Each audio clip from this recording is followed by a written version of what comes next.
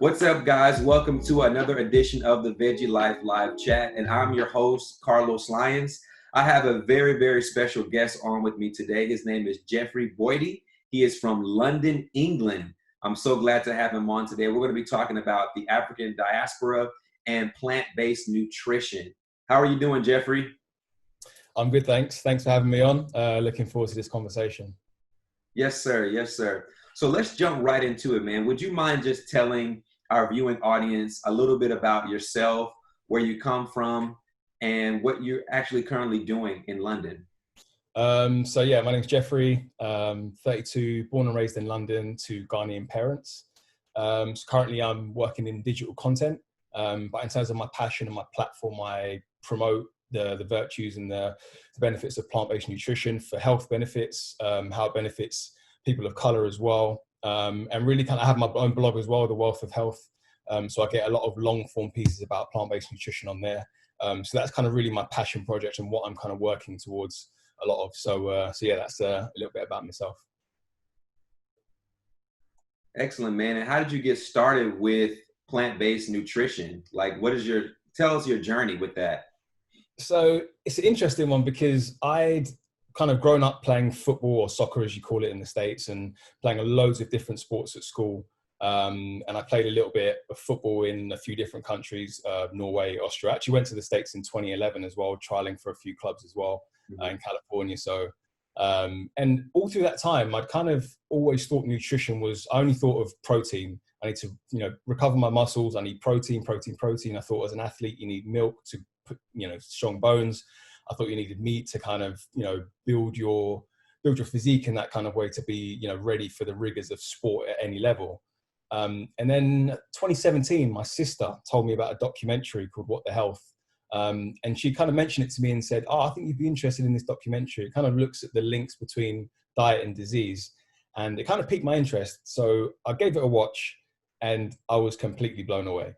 Like my mindset in terms of what I thought about food was completely shifted.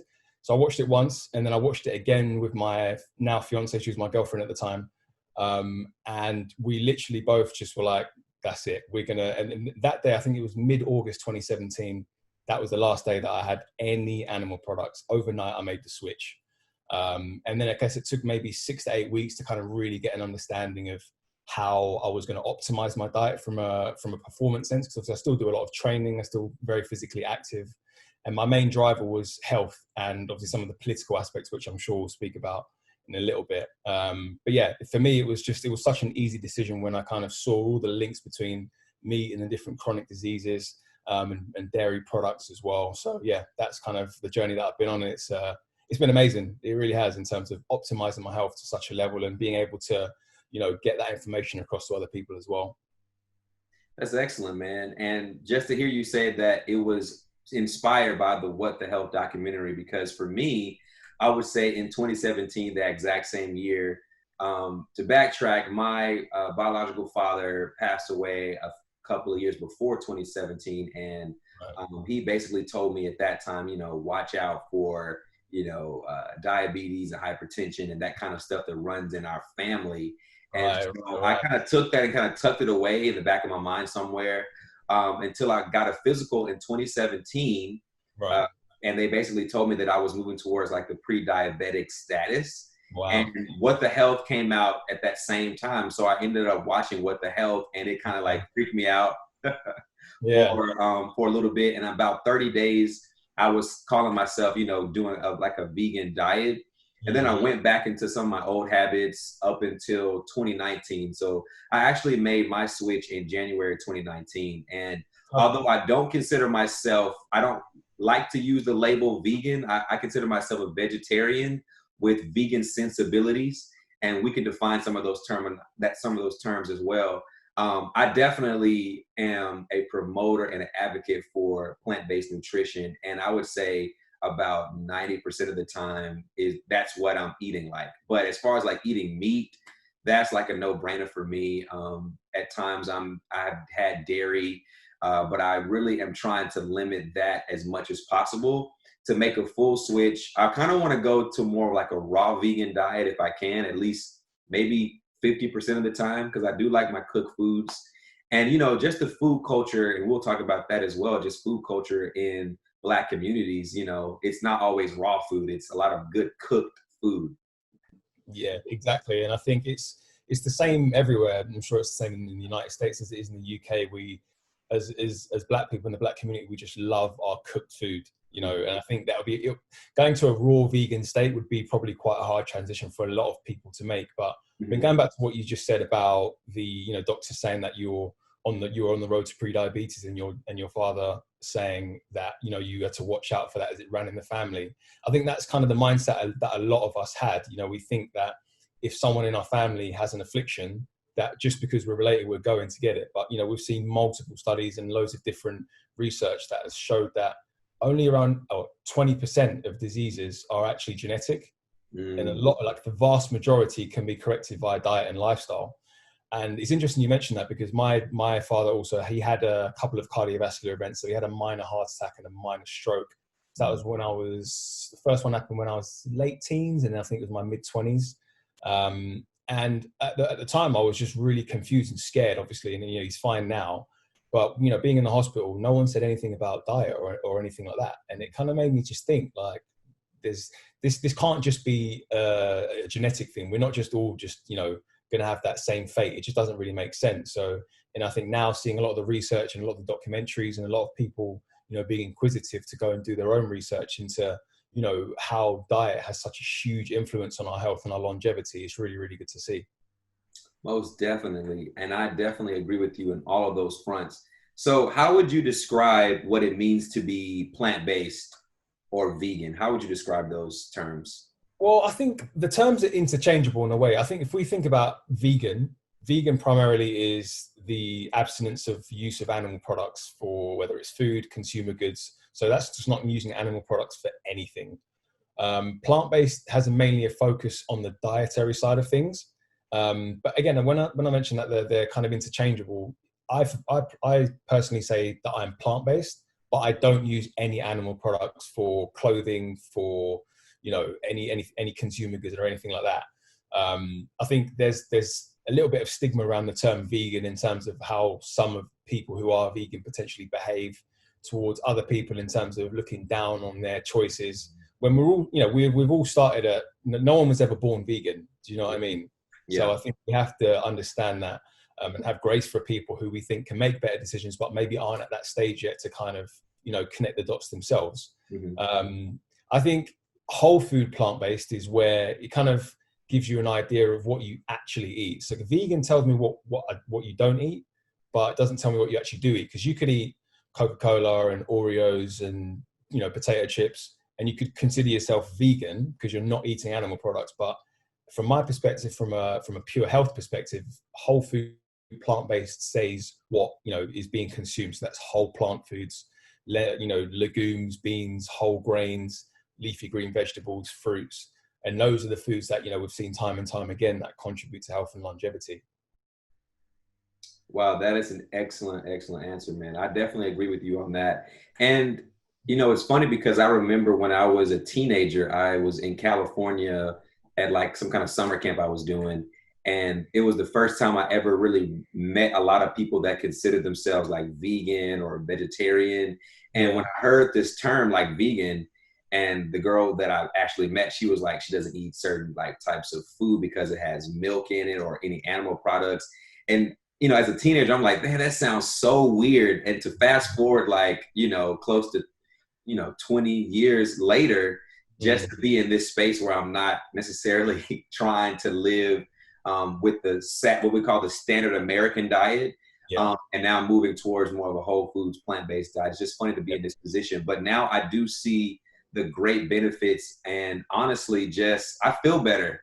You know, you physically, you feel better all over. You know, I don't really have the same issues. And I think also another thing to consider when you do plant-based or when you do any kind of, I guess, dietary changes or lifestyle is interims of when you eat too. So that's helped me too, just to learn like when I need to cut off eating at certain hours. They call it intermittent fasting.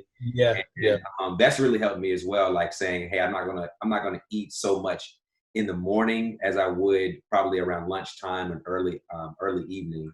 But like my whole concept of breakfast, like it doesn't have to be biscuits and eggs and grits and waffles and pancakes, all that kind of stuff. It's more like a glass of juice or a smoothie or a piece of fruit now.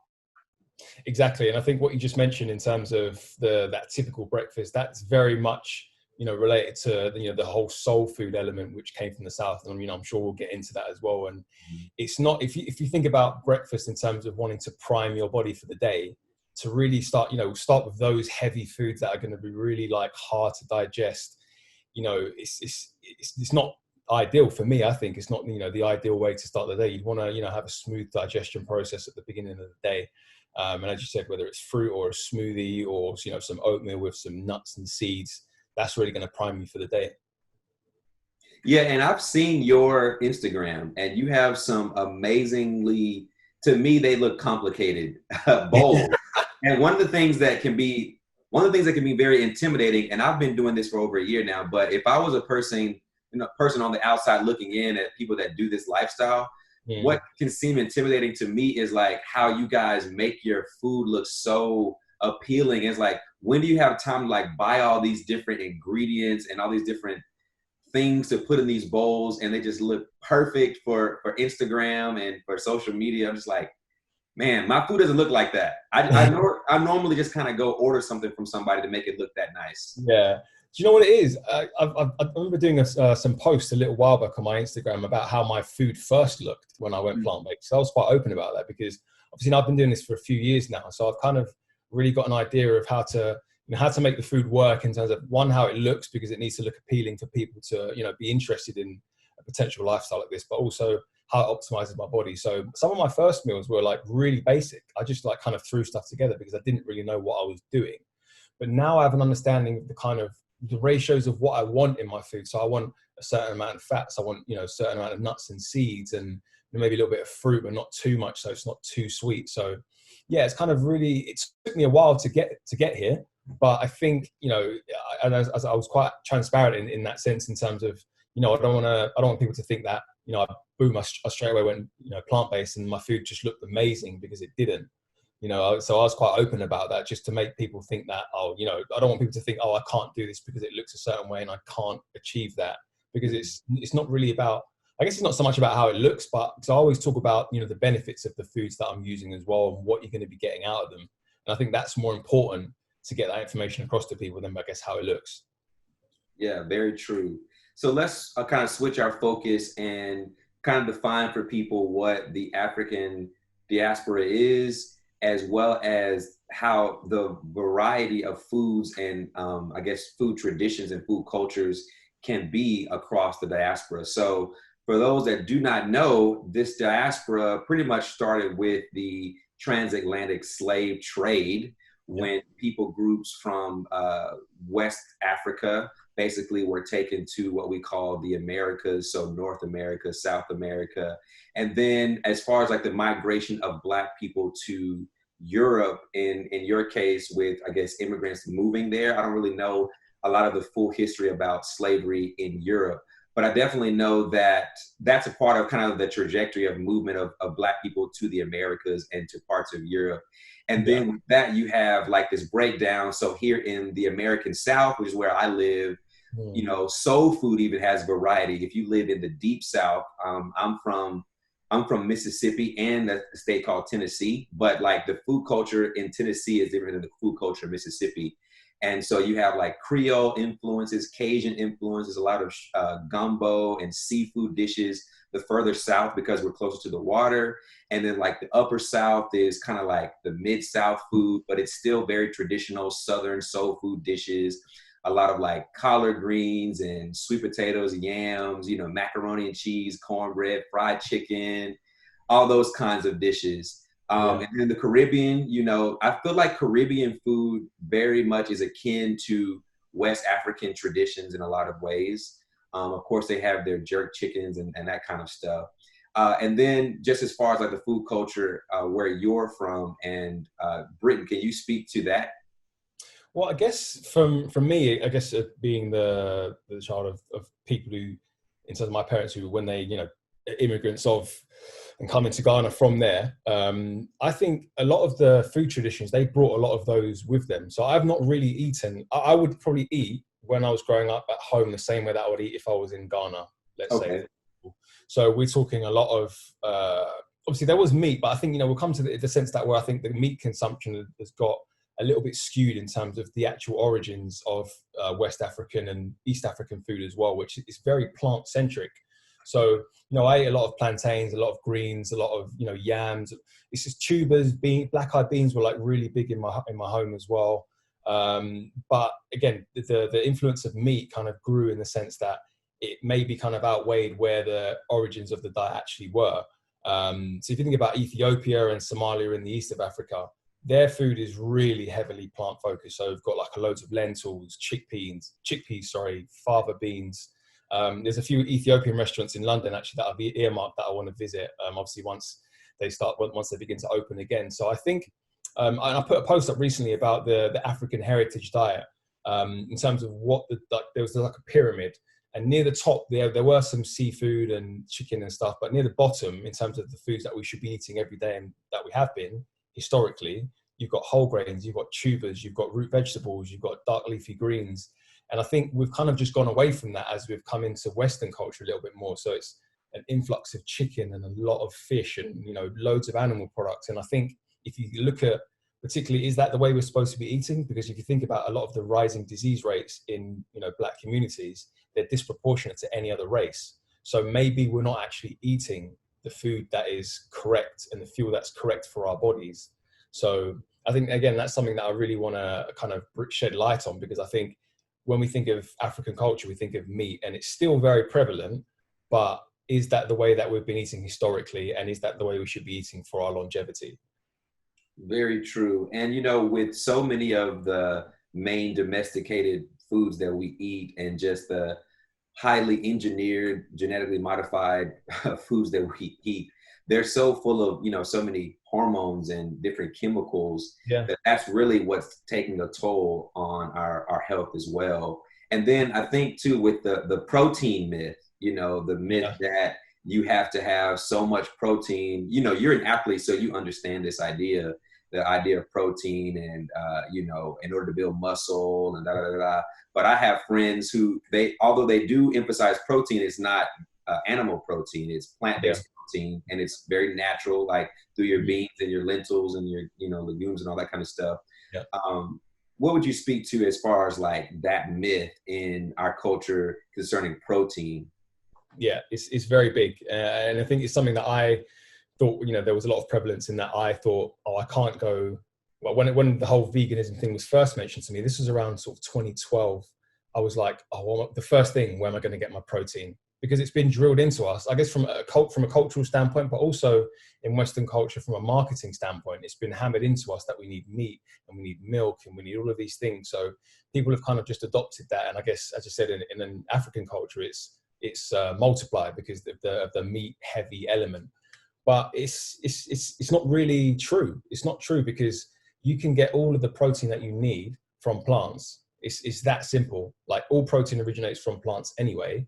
And if you're eating a wide variety of different plant foods, and you're not like eating just black beans all day, you need to eat a full variety. So you need to be eating, your whole soybeans, black beans, chickpeas, lentils, tofu, tempeh, these kind of things. If you're eating that across the day, you're going to get all of your amino acid requirements anyway. So, and I think that, again, it took me a while to, kind of really understand that, but it's just a fact of the matter. And, I've been vegan for nearly 3 years now, and I've not lost any muscle mass. In fact, I've actually gained some, particularly in the last year.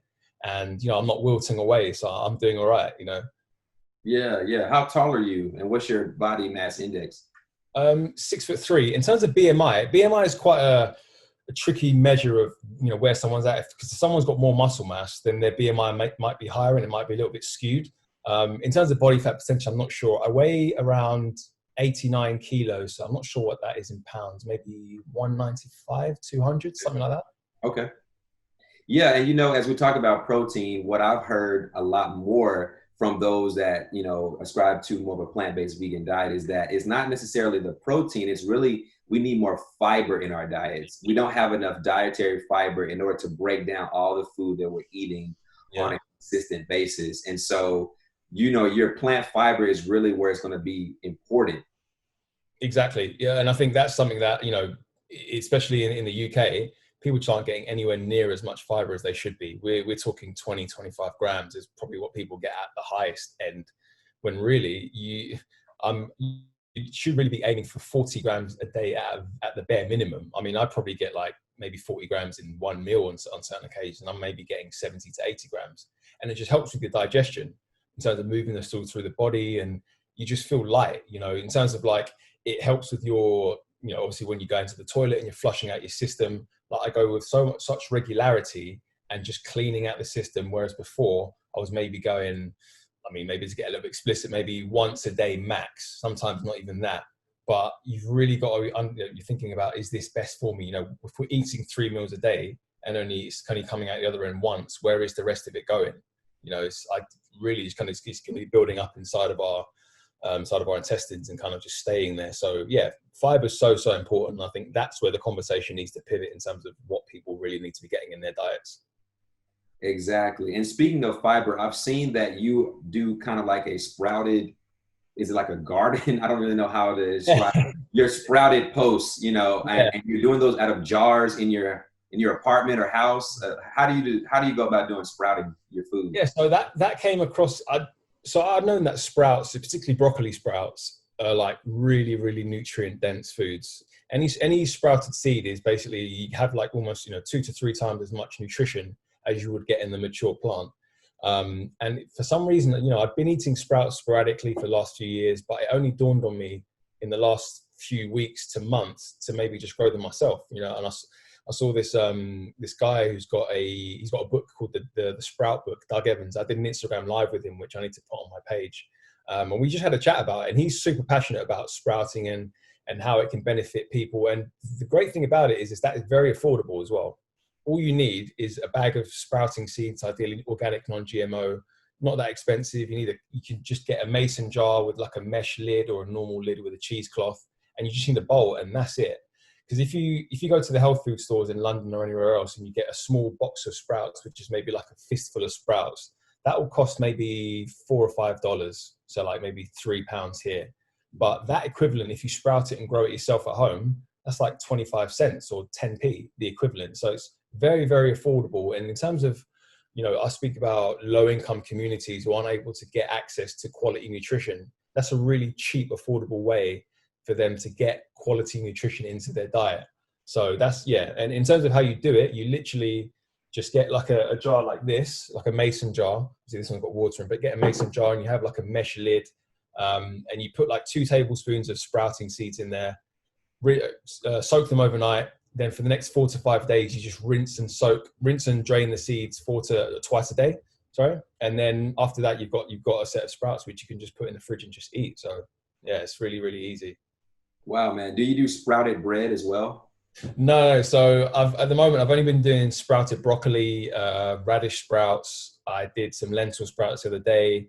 I did some chickpea sprouts as well. And I've got some alfalfa sprouts as well that I can get into. So yeah, I've got quite a few options.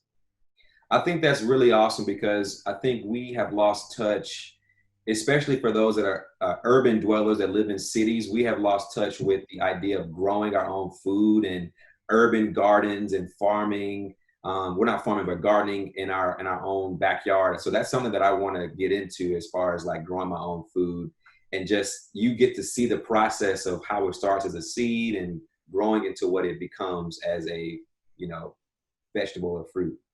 Exactly. And I think that's why I'm so passionate about getting the message out there, because it's fun. Like we're connecting with the intelligence of nature. Because as you say, you get seeds and you just put them in water and you just nurture them. And you don't even have to do that much to it. Essentially, you just rinse and drain them twice a day. And then you see over the days that they start to sprout, and then the plant starts to come through. So, you know, in terms of getting close to nature and growing food, it's such a fun process to do. And obviously in terms of the nutrition, particularly for broccoli sprouts, you know, this anti-inflammatory, you know, it's got anti-cancer properties with the sulforaphane in there. You know, increases glutathione, which can help that's like the major detoxification source of the body. So there's so many health benefits of broccoli sprouts, and the other sprouts as well. They're just packed with nutrition. So I can't speak highly enough of sprouting.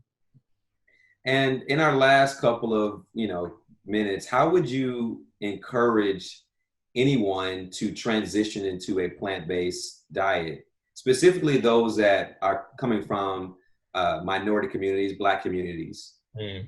I think it's difficult because I think from a health perspective, we have to obviously bear in mind food accessibility as well. I know I've done a lot of research into how it is in the United States. In certain areas in the UK, it's the same as well, where you go to low income communities and they generally just don't have as many options as, other people who don't live in the low income communities. But I think if you have access to, any kind of supermarket, just start to focus on fruits and vegetables. And I think the primary thing is to do your research. Understand exactly why it's beneficial to move away from eating animal products to eating a majority or exclusively plant-based diet. Because as I said, especially for, Black people and communities of color, we have disproportionate rates of chronic disease. We're as up to 5 times more likely to get, cardiovascular disease. Like 40% of Black people aged 25 to 40 or something have high blood pressure. There's these things that are, really strongly correlated to our diets and lifestyles. So I think the key is to get an understanding of why, in terms of doing research. What is it that you're going to benefit from in terms of, switching to plants, and take it slowly. It doesn't have to be hitting the home run straight away. It doesn't have to be all or nothing. You can maybe just start to shift, maybe make meat like not the star of the plate and make vegetables the star of the plate. And whether that's for 1 meal a day at the start, or maybe 1 or 2 meals a week, see how you get on, find some recipes that you like, and then just slowly start to transition. Because I guess not everyone will be able to do it like I did in terms of doing it overnight. It's going to be a process for a lot more people. So yeah, just taking it slow and just focusing on those nutrient dense vegetables, fruits, whole grains. And honestly, as I said, I always keep my DMs open because people ask me a lot in terms of how to go about things, and I'm always responding, because getting the information and keeping it to myself is no use. It's good to really kind of push it out there and get it out there into the sight of people to really help them make change in their lives. So yeah, that's what I'd say. Well, man, you have been such a great asset today, and I want people to be able to follow you. So how can people get in contact with you? Yeah, so my Instagram is just Jeffrey Boadi. So that's JEFFREYBOADI. My blog is The Wealth of Health. So that's www.thewealthofhealth.co.uk. And that's mainly where you find Instagram. I'll probably use a lot more in terms of really getting some, good infographics out there for people to understand about, different foods and how they can benefit themselves. And my blog is where I post more like long form blog content. And if people like reading longer form content, then you can catch me over there as well. So yeah, and as I said, my DMs and all that kind of stuff, I'm always interacting with people, always kind of encouraging people to eat more plants. And yeah, I just think it's best in the long term, because health and longevity is the most important thing. I guess without that, we don't really have anything else. So I just really want to get that message across to people so they can kind of live a really long and healthy life. Excellent. Well, man, I thank you for your time on today, man. And let's keep in touch after this.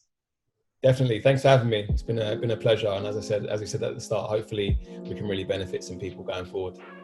Most definitely. All right, man. Have a good day. You too, man. Take care.